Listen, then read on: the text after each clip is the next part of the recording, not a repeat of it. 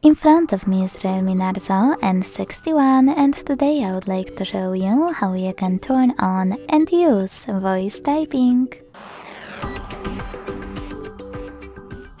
Begin by launching your keyboard and clicking on microphone icon at the top right corner. If it's not visible, select this gear one, hit voice typing and use gray switcher to activate it. Then go back to your keyboard and click on Now Visible Microphone. Finally, start typing. As you can see, voice typing is on.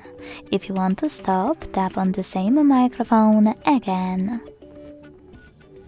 Thanks so much for watching. If you enjoyed this video, leave a like, comment and subscribe.